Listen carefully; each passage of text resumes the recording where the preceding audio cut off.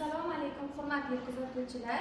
Bugun sizlar bilan birgalikda yog'lar va mayli xomashyolar kimyosi fanidan lipidlarning tarkibiy tuzilishi hamda 1-2 ko'p bo'sh bog'li yog'lar haqida mavzu ko'rib o'tamiz.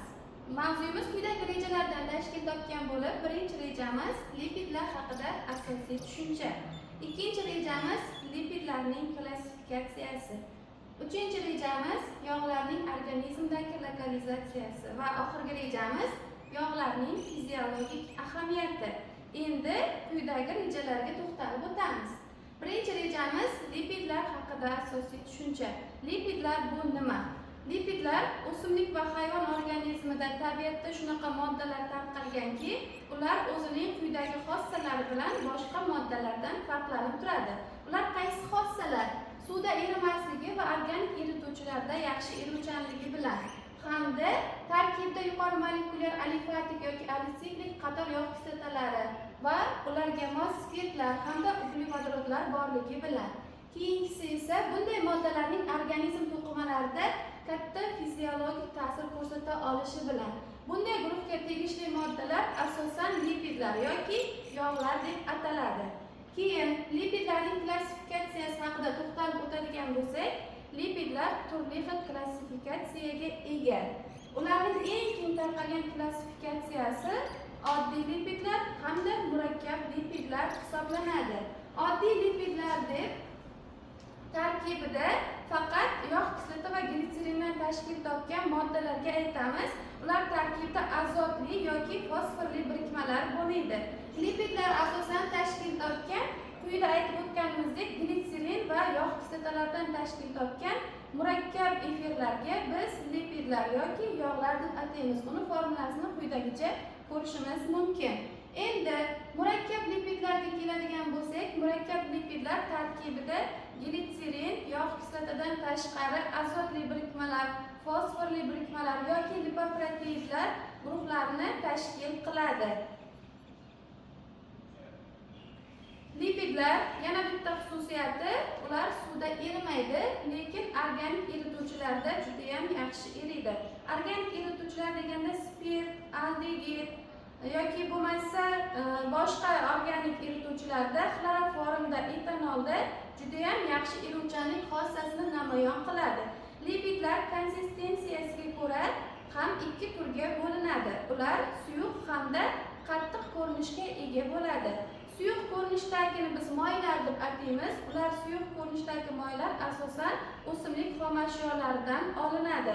Qattiq ko'rinishdagini biz yog'lar deb ataymiz. Ular asosan hayvonlardan olinadi. Keyingi rejamizga o'tadigan bo'lsak, siklik lipidlar degan lipidlarning guruhi bor. Bu guruhga quyidagilar kiradi. Alisiklik yuqori molekulyar kislotalarning glitserinli efirlari. Oddiy qilib tushuntiradigan bo'lsam, ularda 6 ta halqali birikmalar mavjud bo'lgan lipidlar guruhi bu siklik moddalar deyiladi. Keyingi rejamiz o'simlik yog'lari va suyuq yog'larga misol bo'ladigan.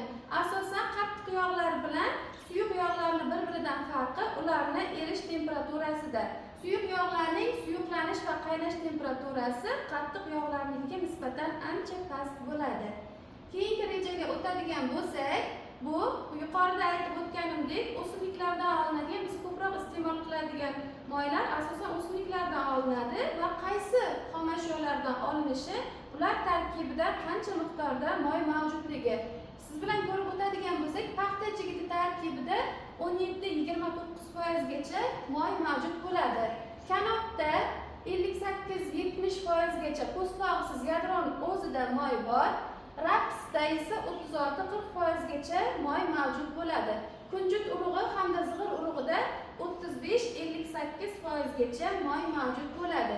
Endi mevalarning urug'idan ham yoki po'stlog'idan ham yoki bo'lmasa etidan ham moy olish mumkin.